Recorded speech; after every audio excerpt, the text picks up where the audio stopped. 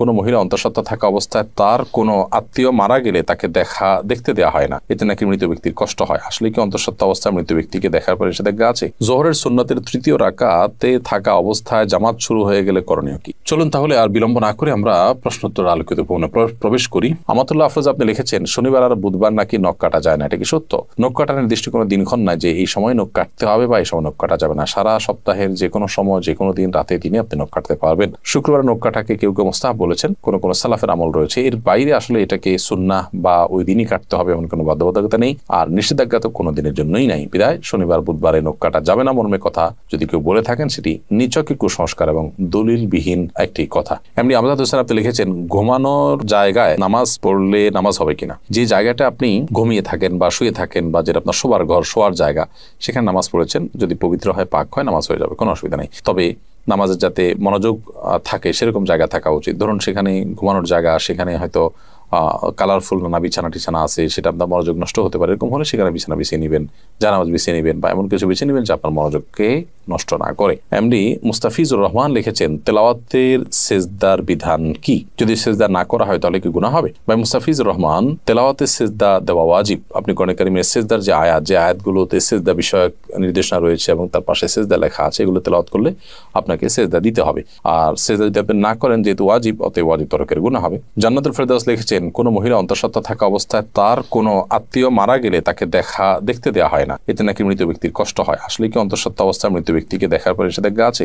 সম্পূর্ণ ভিত্তিহীন এবং কুসংস্কারাচ্ছন্ন কথা। অন্তঃসত্ত্বা থাকা অবস্থায় অনেকগুলো কুসংস্কারের কথা আমরা জানি। এটা কাটা যায় না, সেটা কাটা যায় না, তারপরে চন্দ্রগ্রহণ হলে বাহির হওয়া যায় না, তারপর এই যে আরেকটা নতুন করে শুনলাম যে কোনো আত্মীয় মারা গেলে তাকে দেখা যায় না। একেবারেই ভিত্তিহীন কথা। আপনি যাদেরকে জীবদ্দশা দেখতে পারতেন, মৃত্যুর পর তাদেরকে দেখতে পারবেন। ধরুন আপনার শ্বশুর মারা গেছে, তো আপনি তাকে দেখতে পারবেন, যার সাথে আপনার দেখা দেওয়া যায় তাকে আপনি দেখতে পারবেন। অন্তঃসত্ত্বা হওয়া বা না হওয়ার কোনো সম্পর্ক এর সাথে বা এর কারণে কোনো পার্থক্য বিধানের ক্ষেত্রে হবে না। এমনি দেলোয়ার হোসেন লিখেছেন, আমি গরু পালন করি, অনেক সময় গরুর প্রস্রাবের ছিটা কাপড়ে লাগে, এই কাপড় পরে নামাজ পড়া যাবে কি না? ভাই দেলোয়ার হোসেন, আপনি যে গরু লালন পালন করেন, এই গরু লালন পালন করতে গিয়ে যদি ছিটা পড়ে, সেই ছিটা যদি শুয়ের আগার সমপরিমাণ হয়, এরকম ক্ষুদ্র ক্ষুদ্র ছিটা যদি পড়ে 2-4টা, কোনো অসুবিধা নেই, এতে অসুবিধা হবে না। কিন্তু যদি অনেক বেশি পেশাব লাগে, ছিটা নয় বরং ফোঁটা পড়ে, অনেক ফোঁটা পড়ে, তাহলে সেক্ষেত্রে সেই কাপড় আপনাকে পরিবর্তন করে বা কাপড়ের সেই জায়গাটা ধুয়ে, যেখানে লেগেছে ধুয়ে আপনাকে নামাজ পড়তে হবে। আমাদের এলাকায় কিছু মানুষ বলে কবরে মাটি দিলে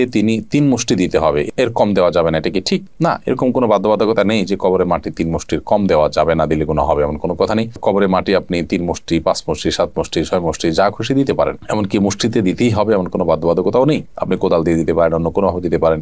মৃত ব্যক্তিকে দাফন করা ফরজে কিফায়া। সমাজের কিছু মানুষ যদি সেটি করেন, সবার তরফ থেকে সেটি আদায় হয়ে যায়। অতএব মৃত ব্যক্তিকে দাফন করার এই কাজ আপনি শরীক হলেন, একটু মাটি দিলেন, এটা সবের কাজ, সেটা আপনি করেন। বাট আপনার এটা মাথায় রাখা দরকার যে 3 মুষ্টি দিতে হবে এরকম কোনো বাধ্যবাধকতার কথা কোরআন বা সুন্নাহর কোথাও বলা হয়নি। এমডি মুখলেসুর রহমান আপনি লিখেছেন, 4 রাকাত নামাজ ভুলে 3 রাকাত পড়ে সালাম ফিরিয়ে ফেললে করণীয় কি? 4 রাকাত নামাজ যদি 3 রাকাত পড়ে সালাম ফিরিয়ে ফেলেন এবং সালাম ফেরানোর সাথে সাথে মনে পড়ে, তাহলে ওই অবস্থা আপনি দাঁড়িয়ে যাবেন, আরো 1 রাকাত যুক্ত করে তারপর শেষে সেজদায়ে সাহু দিবেন।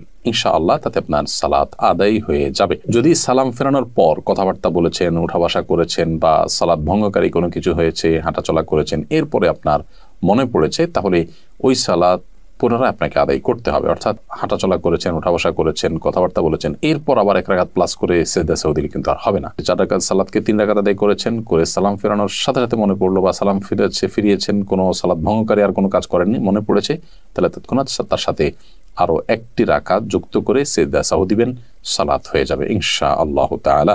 এসএইচ মোহাম্মদ আল জাবির আপনি লিখেছেন, ভাদ্র মাসে মেয়ে বিয়ে দিলে অমঙ্গল হয় বলে গ্রামাঞ্চলে শোনা যায়, এটা কি সঠিক? না, এরকম কোনো কথা নেই। বিয়ের ব্যাপারে এমন কোনো সময় বা এমন কোনো কাল নেই যে সময় কালে বিবাহ হলে কোনো প্রকার ক্ষতি হতে পারে বা উপকার হতে পারে। বিবাহ সব সময় করা যায় এমন একটি বিষয়। শুধুমাত্র হজের এহরামরত অবস্থায় বিবাহ বন্ধনে আবদ্ধ হওয়া নিয়ে উলামায়ে কেরামের ভিন্ন মত আছে। একদল উলামায়ে কেরাম জায়েজ বলেন, অন্য দল উলামায়ে কেরাম না জায়েজ বলেন। তবে এর বাইরে অন্য বছরের অন্য কোনো সময়, রমজানের বাইরে, কাটা চাঁদ বলে আপনার জিলহজ মাসে, কোরবানিদের মাসে, সে মাসে, কিংবা এই ভাদ্র মাসের কথা আমি নতুন জানলাম, তো এরকম কোনো মাসে বিয়ে করলে কোনো অমঙ্গল হয়, মঙ্গল হয়, এরকম মনে করলে সেটি কুসংস্কার এবং বেদাত হবে। এ ধরনের কুসংস্কারের জন্য বিশ্বাসী হওয়া যাবে না।